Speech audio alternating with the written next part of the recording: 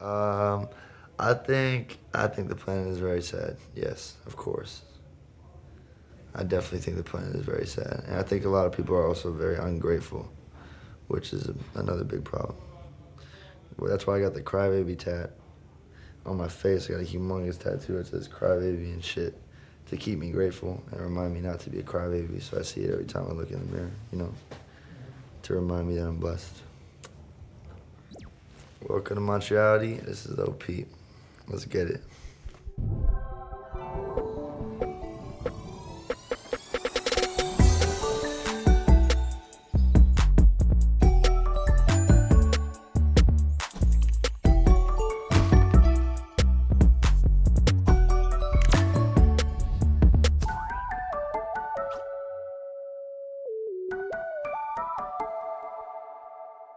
Oof. I was kind of like, I was a kitchen bitch at a, can I curse?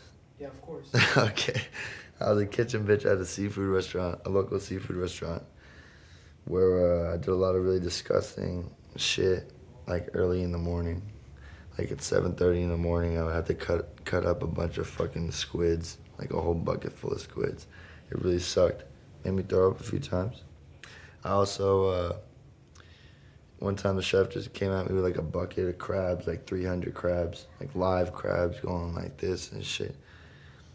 And apparently, I don't know if I'm gonna get arrested for this, but apparently to kill the crabs and cook them, you need to just take a pair of scissors, big ass cooking scissors, and just straight cut their faces off. So I'm a mass crab murderer. I cut the faces off of 300 crabs that day, and I never went back. Ooh. I mean, my favorite show still to this day is Scooby-Doo. I don't have a particular favorite character.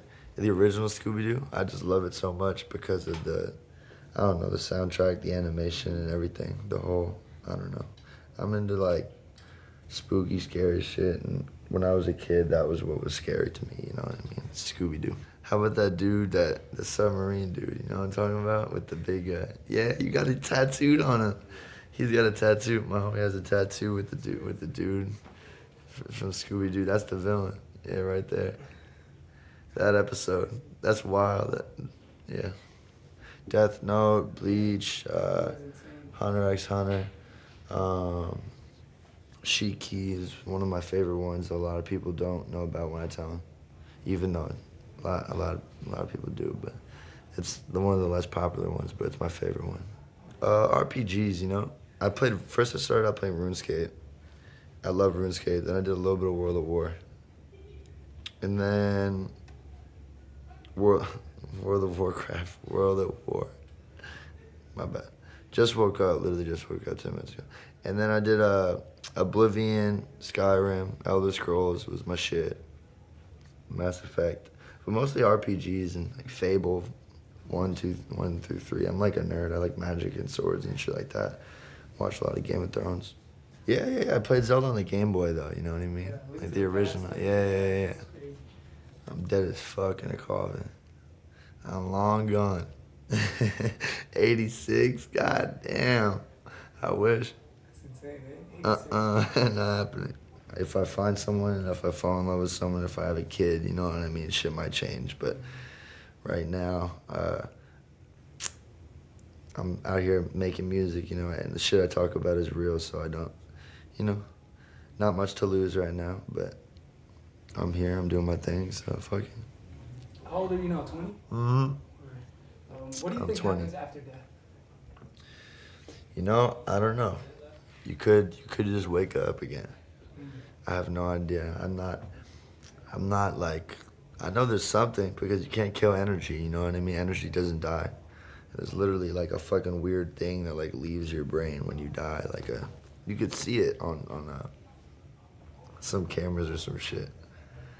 You could see like a weird like, I don't even know what the fuck to call it, but it leaves your brain and like just like floats out into like, the atmosphere and whatever the fuck. So no, definitely not. I feel the presence of a lot of people who have passed away too, just randomly, you know what I mean? They're just popping in my head, so. Oh, of course. I think that everyone should do mushrooms, in particularly, not necessarily acid, but I think everyone should do mushrooms at least 2 times a year. I think it's great for your mental health. It teaches you a lot of shit. Like, I can't explain it. It almost feels like you got like a massage in your brain. You know what I mean? I can't explain it. But you just feel relieved and like, oh, like you realize a lot of shit. You know what I mean? It's just like, I don't know. I think they're there for a reason. You know what? I have never had a bad trip.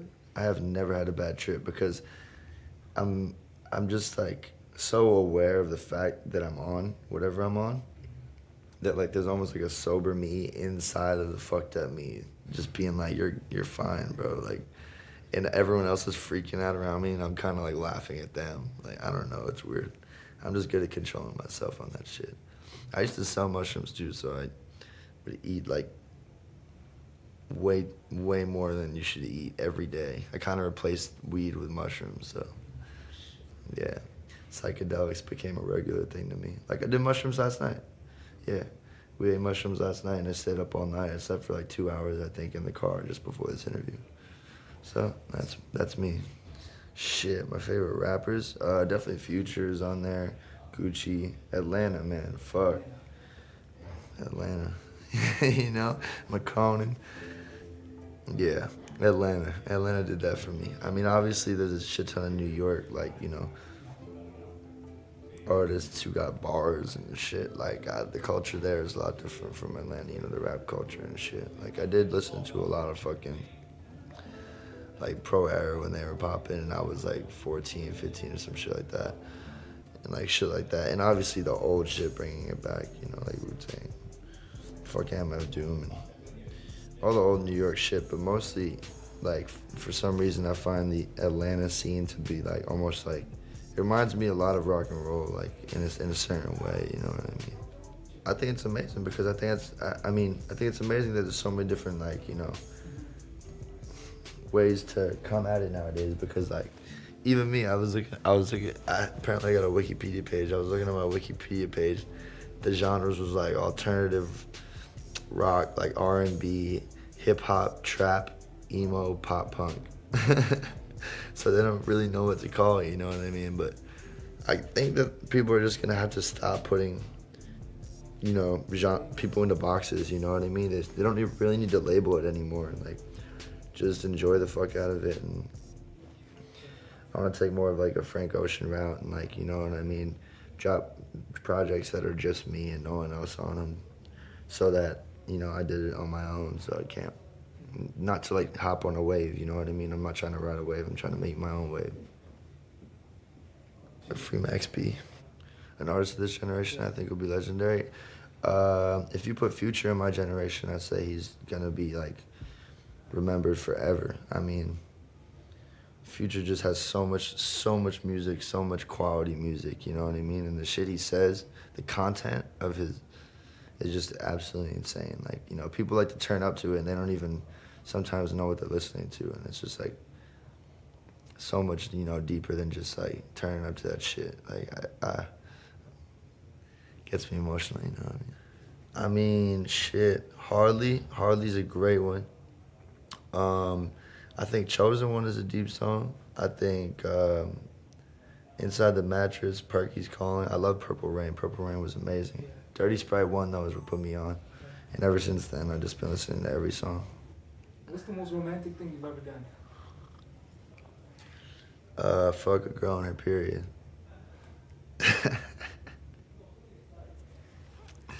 No condom. How do you heal a broken heart? You fuck her on her period. Yeah, I had a broken heart. I got broken heart in my face. But, shit, I have no idea. I wish I knew. I just write songs about it, and it doesn't really help. So I'll learn one day, you know what I mean? 20, still growing up. I feel it. I mean, I got hentai posters all over my fucking room, so I brought them on tour with me too, because we're pretty much putting my bedroom on stage for the shows. It's just a bunch of hentai posters on the wall and shit. They just know what they're doing. They know what's attractive. They know what the fuck they're doing with everything too, from horror movies to hentai. You know, the Japanese are just absolutely, you know what I mean? They're just a step ahead of me. My ultimate fetish.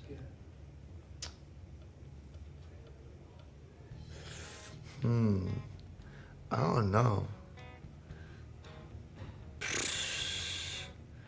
I got a few. But my ultimate fetish is probably, I don't know.